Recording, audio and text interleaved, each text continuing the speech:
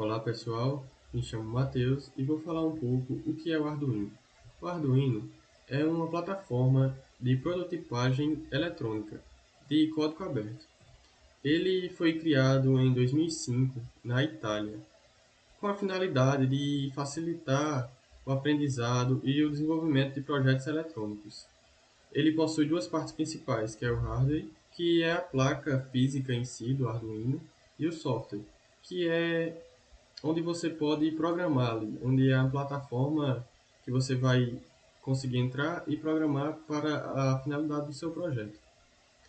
No hardware, tem um microcontrolador nele, que é um circuito integrado que funciona como um pequeno computador dentro do chip. Esse aí é o chip usado no Arduino Uno, que se chama o ATmega 328P, que ele possui 14 pinos de entradas e saídas digitais, 6 pinos de saídas analógicas e 6 pinos de entradas analógicas.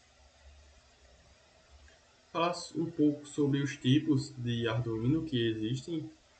Alguns eu vou comentar sobre um pouco. O Arduino Nano, ele é o mesmo processador do Arduino Uno, que no caso é o ATmega 328P. Só que ele é utilizado em projetos mais compactos. O Arduino Leonardo, ele é ideal para projetos que precisam de teclado e mouse, pois ele tem essa configuração nele que consegue adaptar para poder manusear o teclado e o mouse juntamente com o Arduino.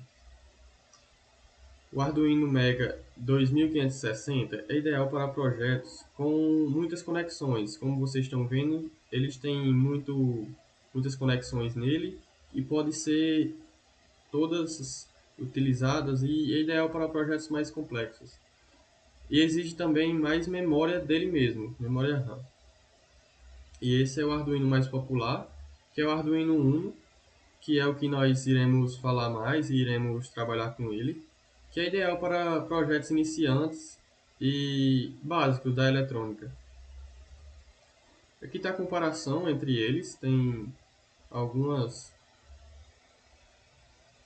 coisas que podem ser usadas aí no sentido de comparação, qual melhor vai se adaptar ao seu projeto, qual o microcontrolador, a memória RAM, entre outras coisas. A alimentação do Arduino é feita por três tipos: por uma porta USB de um computador, por um carregador USB e pela fonte de alimentação AC/DC.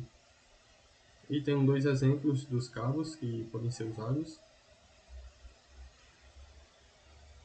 Os pinos de alimentação do Arduino são esse VIN que recebe a tensão quando a placa é alimentada por outra fonte externa. No caso, se você quiser colocar uma bateria por fora da alimentação normal que você conectou antes, você consegue conectar por esse pino. O GND, que é o Terra, que ele é ideal você souber conectar ele direitinho e verificar sempre, pois ele evita queimar os componentes. Tem duas tensões que podem ser utilizadas nesse Arduino, que é a 3.3 volts e a de 5 volts, e você tem que prestar atenção nisso, pois a alta tensão também pode acarretar em problemas para o Arduino, para o chip. Reset é utilizado para você apagar externamente a placa de Arduino, como se fosse voltar às configurações originais dela. O IRF garante uma tensão de referência para o microcontrolador. Aqui também eu vou falar sobre as especificações da placa do Arduino, que ele tem um microcontrolador que eu já falei, que é o ATmega 328P. A tensão de operação dele é 5 volts. A tensão de entrada é de 7 a 12 volts. Tem 14 portas digitais, tem 6 portas analógicas, tem um SRAM de 2 KB, tem a velocidade do clock de 16 MHz, a memória de flash de 32 KB.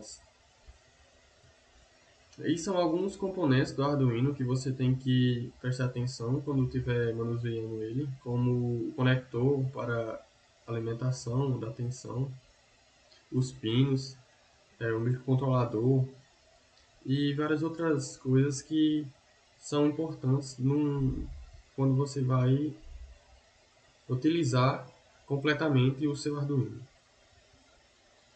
Aqui tem os conectores de alimentação e entradas analógicas, que essas entradas analógicas é utilizada para ler sinais variáveis, como sensores de iluminação, assim, fotovoltaicos, que vão ficar variando a sua, quando eles mandam sinais, vão variar, independente do ambiente e tal. E esses são entradas digitais, que eles são usados para detectar sinais binários, tipo 0 e 1, ligado e desligado, que irá ser abordado mais na frente. São especificações das entradas, como vários tipos de pinos, os analógicos digitais, as fases de power e várias outras coisas que você também tem que dar uma atenção para poder entender completamente como funciona e onde conectar os pinos do Arduino. Aqui tem dois Arduinos Uno, só que a diferença entre eles dois é que se o microcontrolador do Arduino R3 queimar, você pode trocar ele sem nenhuma ferramenta especial, assim, só é tirar esse chipzinho que está aqui, esse chipzinho aqui, e colocar outro que esteja funcionando. Já nessa SMD, não é possível tirar sem nenhuma ferramenta especial, seria por meio da soldagem, que você vai ter que desprender todas essas perninhas e colocar outro por meio da solda. Aqui você vai ter que ter alguns cuidados para evitar danos na placa.